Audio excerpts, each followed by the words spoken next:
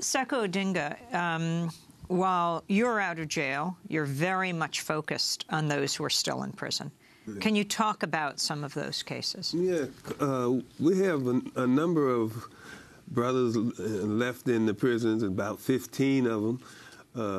And for the most part, they're in bad condition. Most of us are getting older. You know, I believe all of them is 60 years or older. They've been in prison for long periods of time. Many of them should have never been in prison at all. They were framed and illegally convicted.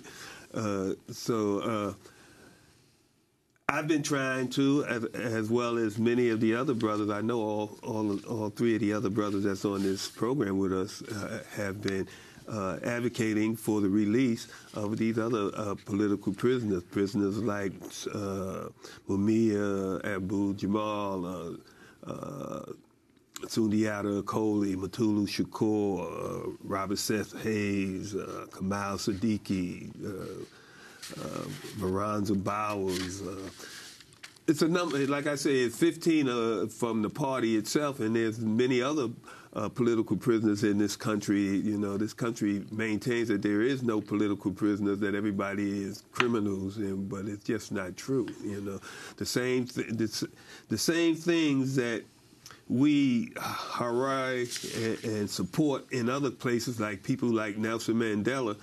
Our prisoners were doing the same things, and they were captured and convicted of the same things, and we should remember them and treat them like the heroes they are. They earn that respect. Most of them, like I say, are getting older.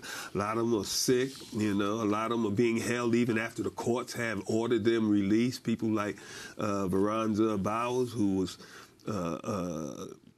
did all of his time and then was.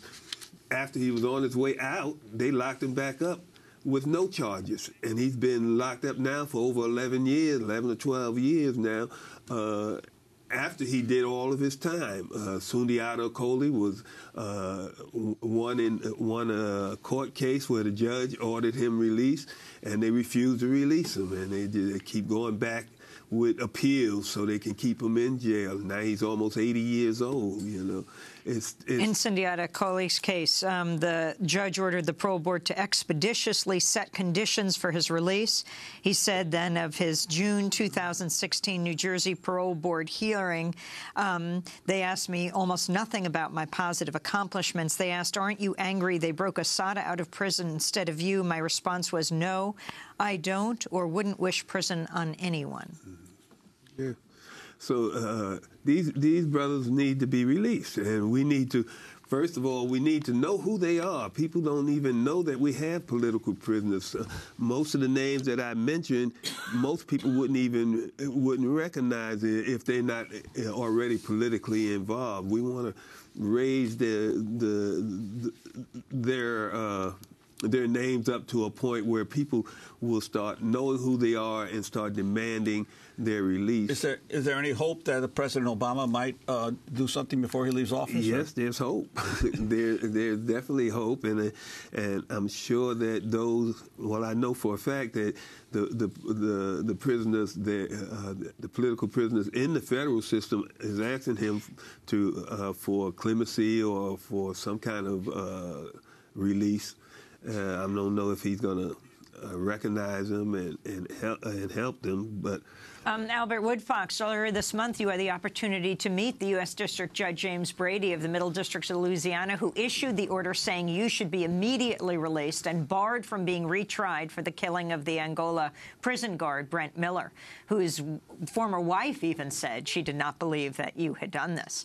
Judge Brady later said, quote, I did what a judge is supposed to do. We only have a minute. But what was it like to meet him and the power of judges in some of these cases as prisoners, former Black Panthers, are still seeking release? Well, you know, at the time I was speaking at Southern University Law School in Baton Rouge, Louisiana, and it was a total surprise to know that Judge Brady was in the audience. And so after speaking with the the law students and attorneys and other people involved in the judicial system. I learned that Judge Brady was there, and I want to thank him for having the courage to apply the law and not allow my being a former Black Panther Party or my activism in prison to cloud the issues, and to apply the law.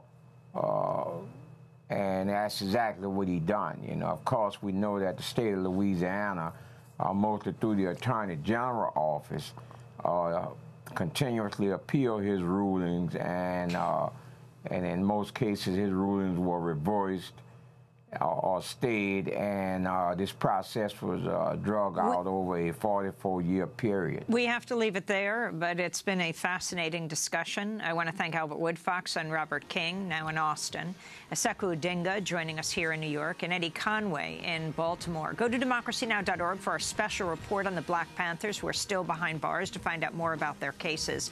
Also, I'll be speaking at Arizona State University in Tempe Thursday, 7 p.m., Saturday morning here in New York at the New York Plus Club's 2016 Journalism Conference at the NYU Kimmel Center. Check our website for more. Democracy Now! Currently accepting applications for internships. I'm Amy Goodman with Juan Gonzalez.